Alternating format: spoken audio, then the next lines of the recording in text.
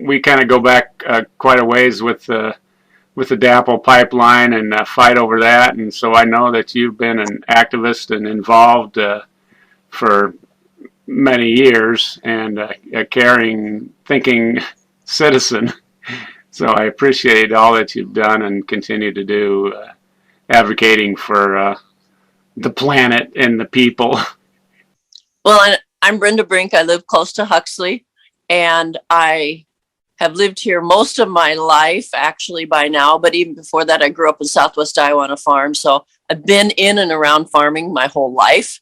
And so the agricultural land is still something that I, as an Iowan, see as very important. The first thing I probably did go to the public hearing for the Summit Carbon Solutions. And the main thing I learned from that public hearing in Ames for the county for his pipeline was that they admitted at that meeting, which they denied later, because I went also to the Webster County meeting, and I brought that up, is that they made the statement there that they have never done this kind of pipeline before.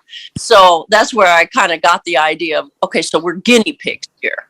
We're guinea pigs with the most valuable resource besides people that we have in Iowa. So we're guinea pigs. It's not only bad business, but we're also getting fleeced taxpayers. If we are paying for this business to be successful by our money and taxes just handed to them, in the end, we're going to pay again because at some point it will be obsolete. These pipelines and ethanol will be obsolete, and we'll be paying to have that pipe taken out again. Not to mention the fact that in the between time, boy, there's a lot of risk there for health. They would go in. I mean, I myself stopped on Highway 30 during the rain one time, coming from Boone to home, and took pictures of them working in the rain where it crosses Highway 30. So Dakota Access, and there are numerous other photos that have been posted online. And yet this company is going to be different, or these companies are going to be different. They're using the same pipeline people.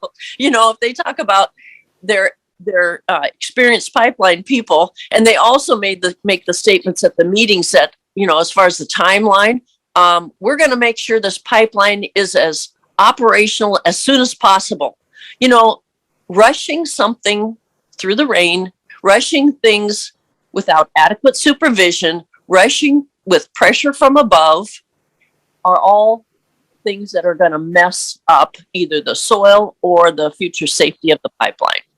The eminent domain is a very big hot issue, and you've got farmers, I believe I saw in one of the postings or reply to a posting on Facebook or some meeting where people had said, you know, we've already got the Dakota Access Pipeline, and now we got a letter from the Grass Sitters Group, and now we got a letter from the Navigator Group.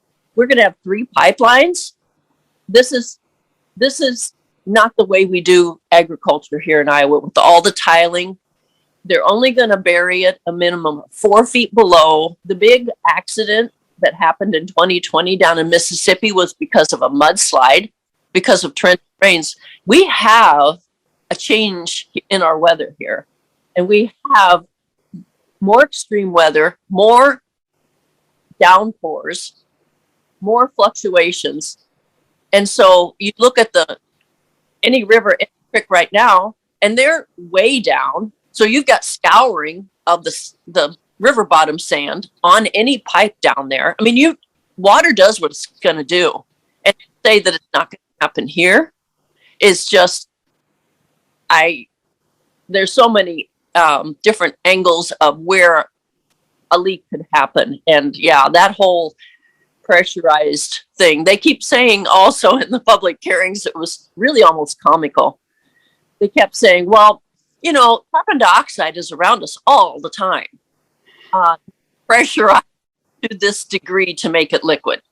And people will be asphyxiated. People will be permanently damaged if that leaks. Not to mention everything around it dead, whether it's livestock, deer, whatever, your family pet. I mean, there's too many bad things here. What's it going to do when they pump it in the ground? That's right. That's right. We don't even know what's going on there. And just like they're discovering in the ocean, creatures they never knew existed. Well, just because the creatures in the ground might be tiny doesn't mean they aren't important to our lives. Well, going back to the eminent domain, one of the main things that we have to do is get the word out that don't sign anything. And landowners and people who actually don't just own the land but farm it, they are already getting approached by land agents, and harassed, multiple phone calls a day to sign now. And the project is they're not even, that's illegal right now in Iowa. They shouldn't even be on your property. The only people that could maybe from the pipeline companies come on your property are land surveyors. And that has to be very carefully handled with a 10-day written notice. Signing away your rights to without eminent domain down the road, it may not even get that far. It may be, the writing may be on the wall. Maybe they might withdraw this project because all of a sudden, like today, they are not allowing more ethanol in the blend. So at what point does it not become profitable and the whole project's off? So there's no point to signing anything yet. And there's too many unknowns, and they're not putting anything in writing that protects landowners and farmers and just the general public. The first step would be to send an objection, a comment, hopefully an objection to the IUB. If you get on the IUB website, there's a whole process where you do that electronically. You can send a letter. I have seen numerous people just handwrite a letter and send it. They require a name and address if they are going to consider it, but they don't take anything that was said at the public hearings under consideration when they decide this. You have to submit it in writing to the IUB, and that they say will be considered. So the IUB is important, and get all your friends and neighbors to. If nothing else, then you could be driving down the road and this cloud of carbon dioxide could hit your car, and pretty soon you're incapacitated there. It affects everybody. And the second thing is try to join in. There's a petition, I think, on the Sierra Club website still. There's also ways that you can get together with landowners. There's a really, really well-researched YouTube video called Against Navigator Pipeline. And I believe this woman, she just gave her first name, and wow, that is easy to listen to. These are farmers who care about their soil and have been trying to improve it over the years. And they understand that once you start that mixing and going in there with compaction, you have ruined the soil for their lifetime, basically. Because if we look at what can really help carbon sequestration, it's right there. It's right there. It's knowing how to farm correctly so that the carbon stays in the ground, using as much cover cropping as possible. Not allowing the soil to blow away for sure. And the farmers that are caring about their soil, there are numerous resources now that can help them do that right here. The money's not going to Texas and it's not going into politicians' coffers.